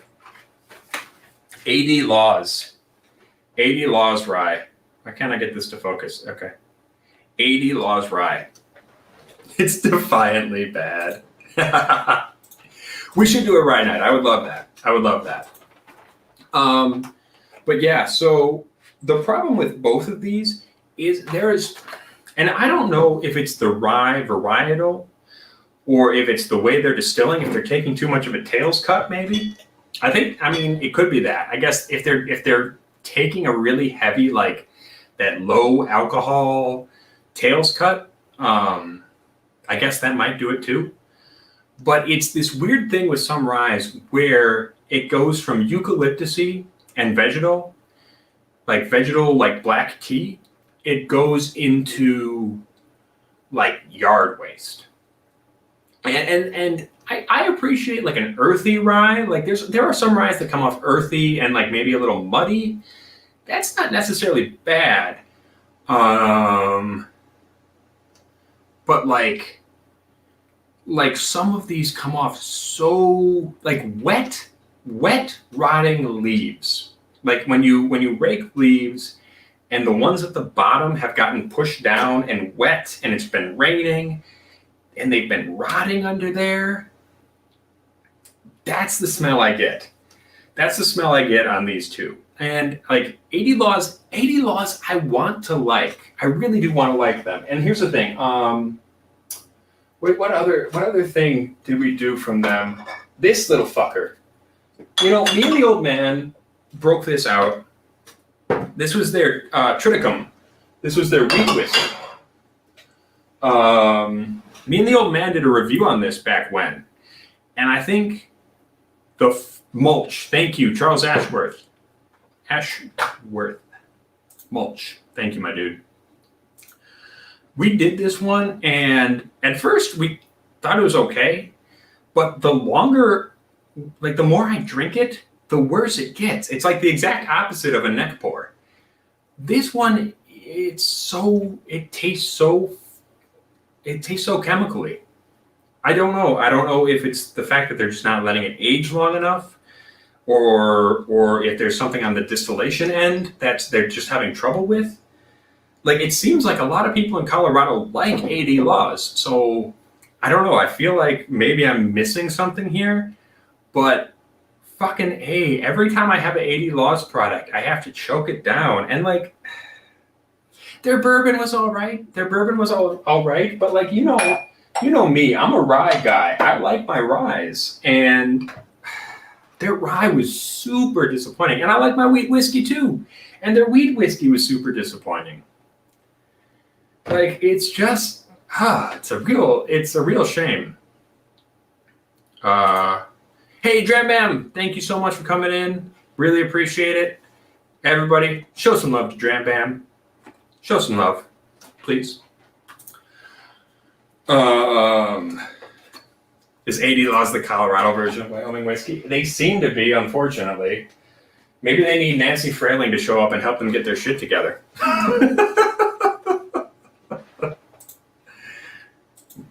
Yeah.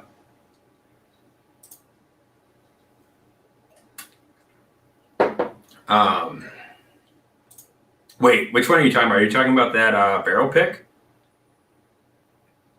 Is that the one we're talking about? Because John, I think was it John Gunsel? John, if you're still here, I think you gave me something from Garrison Brothers that was like rotting plants and paint thinner. Something. It was really bad. It was really, really bad. Like, it was a barrel that had turned. They picked the barrel and then they let it sit for another month in the Texas heat, and it just turned like a motherfucker. Oh, is that the one? Yeah. That was bad. That one. They should have gone back after they pulled that out of the barrel and let these people know that it had turned, because, like, they leaving that in that Texas heat for that long. Whew, that fucker. I don't know. I'm no barrel expert. Not even close. So I don't know what would have drawn out those weird notes, but something did, man. Something brought out just something funky. Don Holland is saying, Ed, Richie, and Ben want your feedback on Buffalo Trace. Charles, don't you start. Erica will find you. She will find you. I can hear her putting on the gloves right now. She will find you. Feedback on Buffalo Trace, though. Why don't we break out a little Buffalo? I said we're going to end the night. I lied. Why don't we just... We started by talking about Buffalo Trace. We can finish by talking about Buffalo Trace. How about that? Oh, shit, Richie Z. Yeah, Old Elk. Speaking of, let's see here. New Old Elk hitting the shelves soon. Super. The rye whiskey was already out, I believe. I'm pretty sure that rye was out. I don't know if it was nationwide. But yeah, that one was already out. Then the straight wheat bourbon and the straight wheat whiskey, those were previously only barrel picks. I'm pretty sure they were only available as barrel picks, at least here in Wisconsin, as far as I know. So those are actually going to be hitting shelves soon. I really dig Old Elk. Erica does too. I think Old Elk is kind of a sleeper hit. I really do. I think that one really deserves more love than it gets. I think part of that is because it started out as an MGP sourced product. And honestly, here's my thing. Like, I get that people are all like, oh, MGP, everybody sources from MGP. It's all the same. It's all the same whiskey. It's different, though, if you blend it differently. They've got Greg Metza over there doing he was the former distiller for MGP. He's doing the distillation there right now. I think based on the blended bourbon, I've got hope. I've got really high hopes for the new stuff. Even the cast strength barrel pick, or the single barrel, the wheat whiskey I got to have was really awesome. So, yeah, good shit. It's really good shit. Emily James is killing her Tabasco Dickel and teachers. Fair enough. Thank you, Emily. Thank you for coming along for the ride. I appreciate it. Dude, I hear you. We can't find Buffalo Trace here in Wisconsin. I picked this one up, or not in Wisconsin, in Milwaukee. We can't find it here in Milwaukee. I had to drive over to Madison to get this bottle. So, anyway. Let's talk Buffalo Trace. We started out talking about Buffalo Trace as an allocated product. Let's finish out the night with talking about a little bit of the base product, the original. Yeah, for sure, Richie. For sure. Stranahan's Black Diamond. I really like the sherry cask. Black Diamond was probably my second. Yellow Label, I'm not a fan of. I really like their sherry cask, though. It's not really worth driving for. No, I was actually in Madison for something else, and I wanted to pick up there's a sorghum whiskey that they have over there. So I went and bought the sorghum whiskey, and as long as I was there, Buffalo Trace was also on the shelf. Right? That's my feeling, too. I think it's because Makers is ubiquitous, whereas Weller is hard to get. I swear to God, rarity changes people's perception of whiskey. It really does. It really does. Rarity will make people think a whiskey is a lot better than it actually is. Like, if you're trying to be objective, like drink them blind and see which one you really like, because the label hype will fuck people up. Okay, let's get into Buffalo. See, this one, Buffalo, for me, it does have a very sweet nose. I mean, it's cherry, it's peachy, it leans into those bright fruity notes, like that go well, probably like in an old fashioned.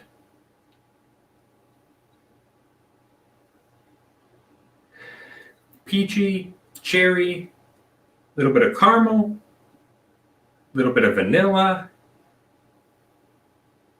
Nice and easy on the nose. But very, like, for me, it comes off as very fruit forward, which, like, is nice. It's nice. It's a very nice smelling whiskey. But then again, the bourbons I like that I really go for are the ones that are closer to rye, right? That's why I like Lil Book so much. You know what I mean? That's why I like Lil Book 4. I've been hearing people talk shit about Lil Book 4. I love Lil Book 4. If you don't want to buy it, that's fine. I'll buy that shit. I love Lil Book 4.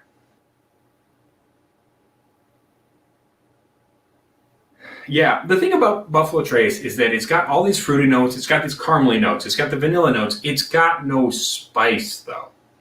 It's got no spice. It's got no pepper. It's got none of that really tannic shit that I really like. It's the fourth best.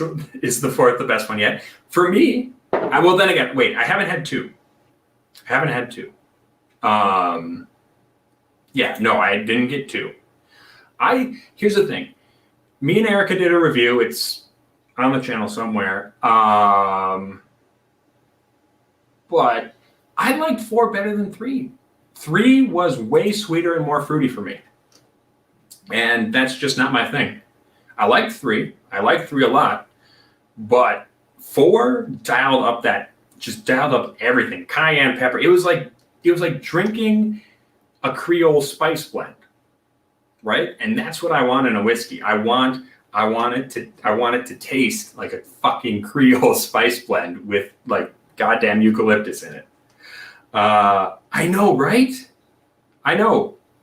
I never had Booker's Rye either. But at this point, like, they're all gone, so I'm never going to find one.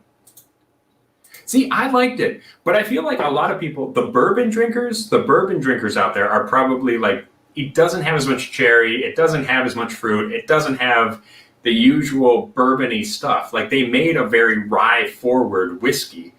So, yeah, Yeah, they probably don't like it because it's not as bourbony, which is fair. If you like bourbon, you like bourbon. That's totally fine. I've never had chapter 2. No, I haven't. All right, let's get a sip.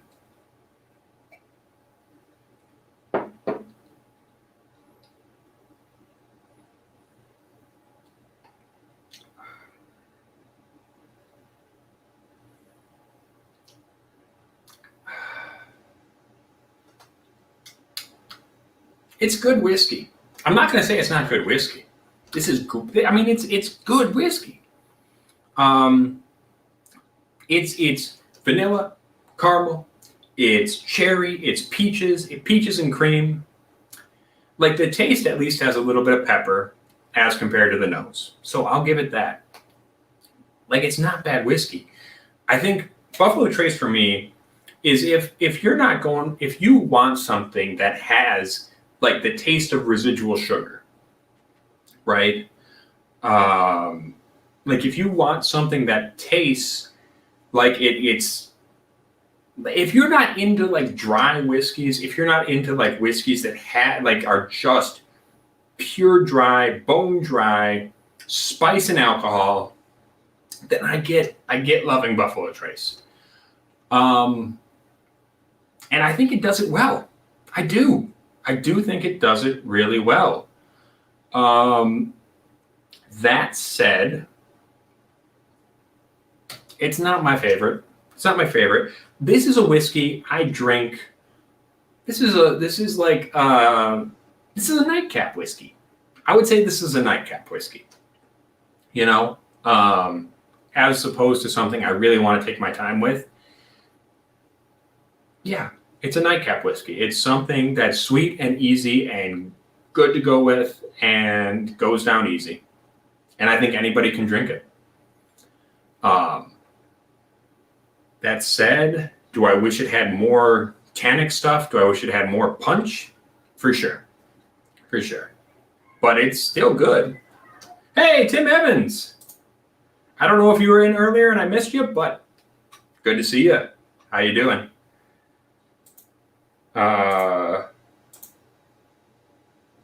You know, I would say Stag stuff sits with you.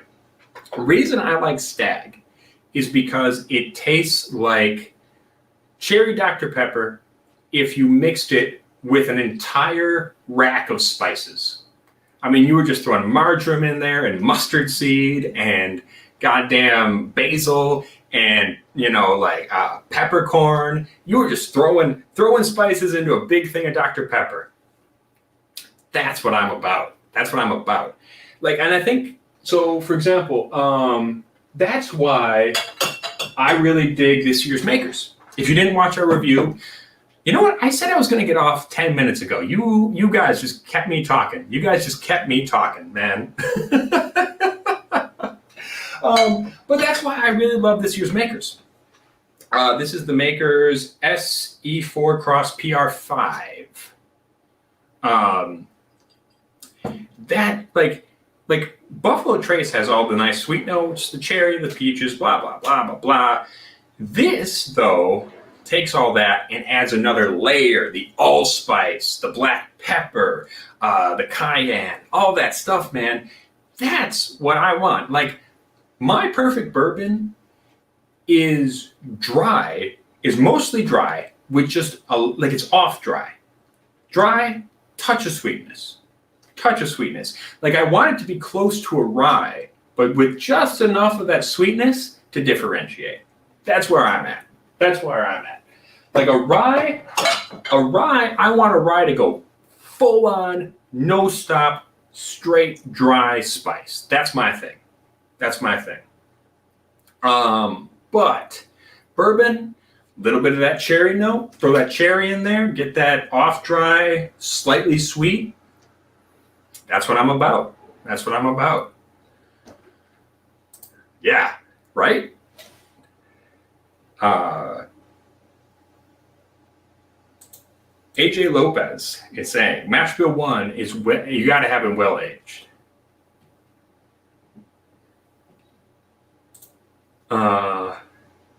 Yeah, it was all Don Holland. He got me off on a thing. Oh, sweetie?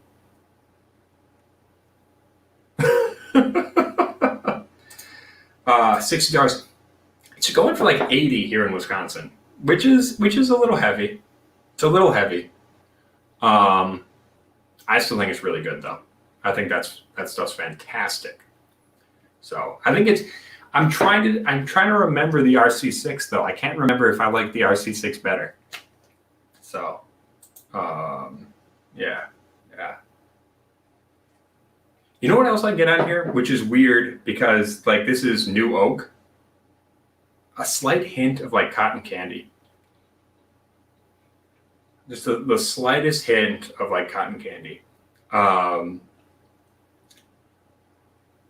And that's something I usually only find with like cognac or brandy finishes, which I think speaks to the Buffalo Trace base product being very sweet forward, having like a lot of sweetness coming out of those barrels.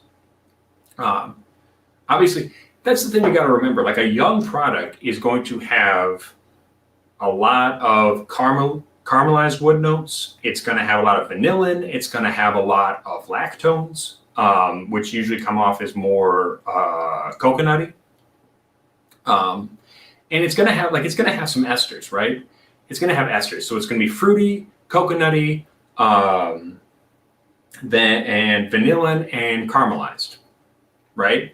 It takes time to really develop a heavy tannic rancio kind of thing. That's why like a George T. Stagg still has those cherry notes, those esters, but it also has that big, deep spiciness. Oh, Andrew Spirell. You're a good person, man. I love you. I love you to death. Andrew, cheers, my man. Cheers, dude. Tried the roasted French mocha single stave barrel. It was okay. Hey, that's fair. Totally fair. I think we had a mocha barrel store pick at my place. I didn't dislike it as much as the RC6 or this year's. I generally think that I like it when they lean more into the spiciness rather than the chocolatiness, but I don't hate chocolatiness in my makers either. So, yeah, whatever you like. RC6 was a caramel bomb. Man, I wish I still had some to compare. I really do. I really don't remember it that well. I'll have to go back and watch our review. What do you think of standard makers? Here's my thing about standard makers. I will go to the grave defending standard makers. I really will. I love standard makers. Love it. Now, is it thinner? It's definitely thinner than the yearly releases. It's a lower proof. That's to be expected. Whiskey Weddle coming through with the knowledge. This motherfucker knows barrels. Depends on the oak lactone. There are technically 4 different oak lactones, and they all taste different. They get pulled out in different amounts. See, this guy knows his shit. This guy knows his shit. I appreciate you, Weddle. You're good people. I really like base makers. It's got that cherry note I really love. It's relatively spicy. I mean, it's got some spice for a wheater. It's not as spicy as a lot of others, but it's solid. I love this stuff. I will say Old Fitz for a wheater is a lot more spicy. So if I'm just looking for an easy drink, Makers is great. Old Fitz if I'm looking for some spicy shit from a wheater. That's my opinion. Speaking of Weddle, before I get off the show, it's 10 o'clock. We've been going for 2 hours. I really think I need to get off this show. Dudes, I have a video to edit for tomorrow. Fucking A. Fucking A. All right. But before we go, I do want to mention Saturday night, full Weddle jacket. Me and Weddle are going to hop on stream. We're doing 2 streams this week. This will be Saturday night, 7:30 p.m. Central Time. Weddle was nice enough to send me a bunch of samples. He is a distiller over at Heaven Hill. Super good dude. And he sent me a bunch of samples. And we're going to drink through them. And we're going to chat. And he's going to tell me everything I've said wrong on this stream.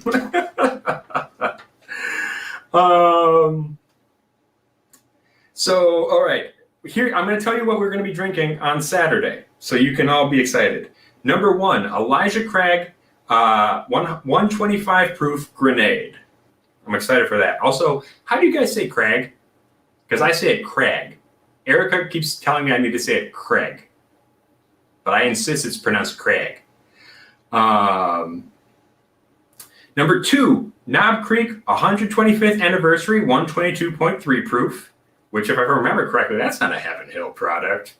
What you doing, Weddle? Number 3, William Heaven Hill 16-year-old. And then number 4, Old Fitz 14-year-old. I'm excited for that one. I'm super excited to see what that one has in store. And then number 5, these are scotches. So these ones are going to be scotches. Number 5, Black Art 4.1. And number 6, Hazelburn 14 Oloroso Sherry Cask. If you watch the channel, you know I love a sherry cask. So that's going to be really good. And if you're not subscribed to Whiskey Weddle, make sure you go hit that right now. Seriously, you can leave the stream. Go subscribe to Whiskey Weddle. He's going to be making content. I think he's getting started back up pretty soon. So go subscribe. Why aren't you subscribing? Go subscribe. Do it. Do it now. But yeah. And then, also, Sunday night, I'll be on Twitch. So 8:30 p.m. Central Time, I will be on the Twitch stream. We've got to beat Doom 2. We got to beat Doom 2 before the new DLC comes out. So make sure, if you haven't followed us on Twitch yet, go over twitch.tv/rockgut_review. Go subscribe or go follow. We need to get up to 50 so I can get affiliate status. Go do it now. Go do it after you subscribe to Whiskey Weddle, though. Whiskey Weddle first, then go find us on Twitch, okay? And then what was I going to say else? Oh, yes, we got 2 videos coming out tomorrow. Make sure to tune in. And before you leave, hit the like button on this stream because it helps us out so much.